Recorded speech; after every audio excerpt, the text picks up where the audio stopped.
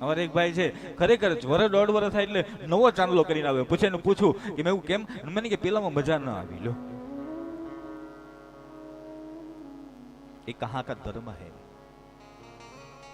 હું તો તમને ના પાડું મેરી ભાઈ બહેન, આ ખરો અને એ ધર્મ છે જ નહીં. અને ધર્મને હર હંમેશા પકડ કે રખો ઓર જકડ કે રખો.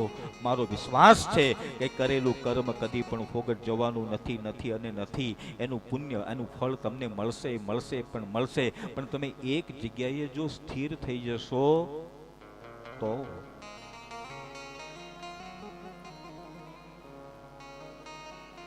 એક ભાઈ બજારમાંથી નીકળ્યો, આપણું વલસાડ જેવું બજાર હશે, વલસાડમાં તો બહુ મોટું બજાર ને આપણું, હા. તો એ બજારમાંથી નીકળ્યો તો એને જોયું એક મોટો મહેલ જોયો, અને મહેલના એકદમ ફ્રન્ટમાં એક મોટો બોર્ડ લગાવેલો, અને એમાં એવું લખેલું ફ્રી એન્ટ્રી. શું લખેલું? આ મહેલ જોવા માટે એક પણ રૂપિયો ચાર્જ કરવામાં આવશે નહીં. હવે આપણે મફતનું જોઈએ, આપણને બધાને મફતમાં આપણે કેટલા લૂંટાઈએ આપણને ખબર નથી રહેતી. લો, એટલે પેલા કીધું ફ્રી એન્ટ્રી, અંદર જવાની તમને બિલકુલ મફત. એટલે પેલા ને થયું કે લાવની અંદર જાવ તો ખરો, જોઉં તો ખરો કેવું છે. હા, એટલે અંદર ગયો અને જેવી અંદર એન્ટ્રી કરીને એટલે પાછું એક બીજું બોર્ડ આવ્યું કે હવે 10 ફૂટ તમે તમારી ડાબી સાઈડ ચાલો. હવે બોર્ડ વાંચ્યું એને ફોલો કર્યો, એને 10 ફૂટ, હા 10 ડગલા એની ડાબી સાઈડ ચાલ્યો. અને 10 ડગલા જેવા પૂરા થયા એટલે પાછું એક બીજું બોર્ડ આવ્યું, હા કે હવે તમે 5 ડગલા સીધા ચાલો. એટલે પેલો 5 ડગલા સીધો ચાલ્યો.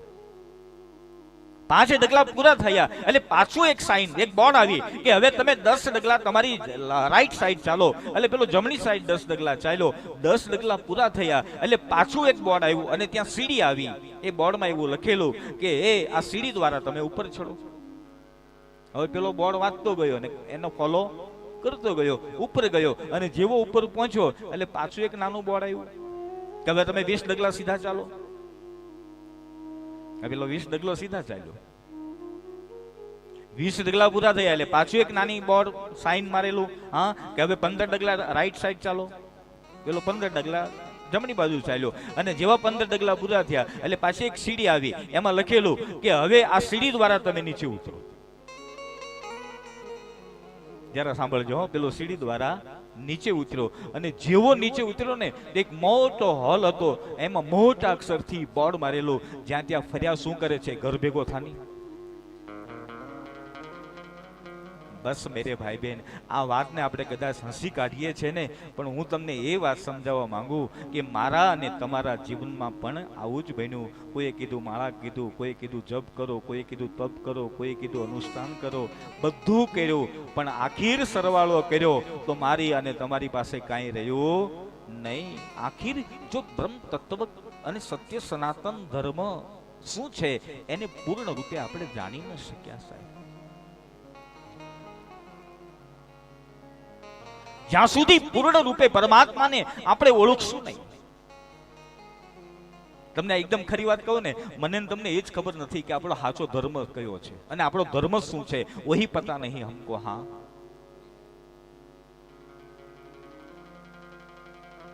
હું અહીંયા આવીને તમને 7 દિવસ બોધ આપી જઈશ એટલે તમે કે આ બાપુ બરાબર છે.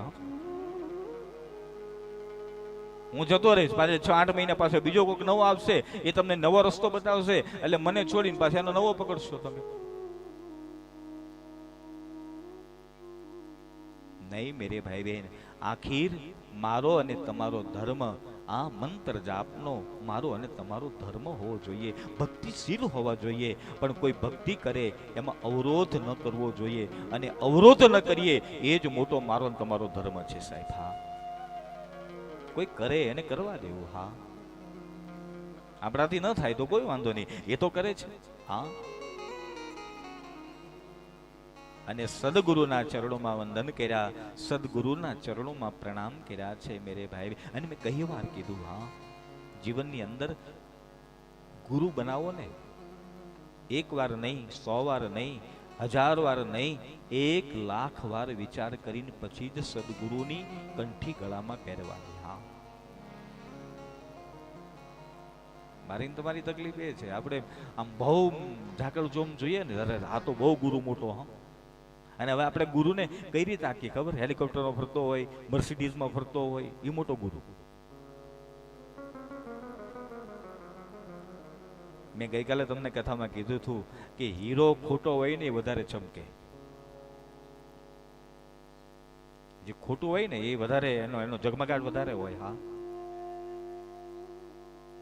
સાચું હશે એનું તેજ નહીં હોય, હા, પણ એમાં સચ્ચાઈ તમને જોવા મળશે. ભગવાન ગુરુ દત્તાત્રેય, આગળ કથા આવશે શ્રીમદ ભાગવતમાં એકાદશ સ્કંદની અંદર ભગવાન દત્તાત્રેય એના જીવનમાં 24 ગુરુ કર્યા. આપણને એક સવાલ થાય કે જીવનમાં 24 ગુરુ હોઈ શકે? વિદ્વાનો એમ કે હા, ચોક્કસ 24 ગુરુ બનાવી શકાય. હા, ભગવાન દત્તાત્રેય એનું પ્રમાણ આપ્યું છે.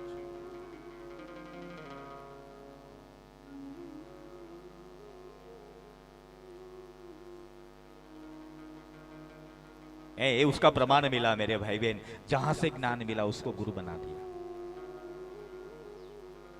મધમાખી પાસેથી ભગવાન દત્તાત્રેય બોધ લીધો અને ભગવાન દત્તાત્રેયને કોઈએ પૂછ્યું કે પ્રભુ કૃપા કરીને તમે એ બતાવો ના કે મધમાખી પાસેથી એવું તમને કયું જ્ઞાન મળ્યું કે તમે એને ગુરુ બનાવી દીધા? અને ત્યારે ભગવાન દત્તાત્રેય એમ કહે કે મેં મધમાખી પાસેથી બોધ લીધો, સંગ્રહ ન કરવું. હા, સંગ્રહખોર મત બનો.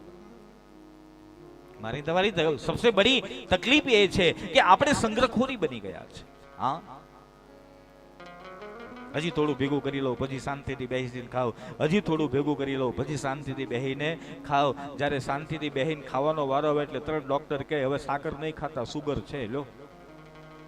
ત્યારે ડોક્ટરને એમ તમાશો મારવાનું મન થાય કે ખાવા હાટું તો મહેનત કર્યા.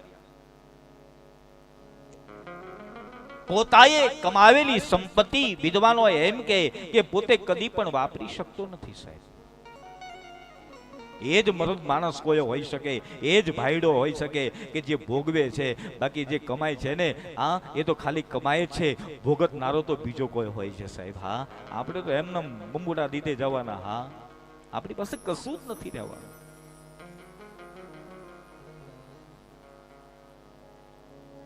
આપણે ઘણા તમે જો પહેલાના સમયમાં પતિ પત્ની હાથમાં પાણી લઈને સંકલ્પ કરતા કે આજે આપણે 100 સોનામાં મૂકી એ કાઢવાની નહીં, મરી જઈએ તો એ કાઢવાની નહીં. ખરેખર મરી જાય એમને રહી લો,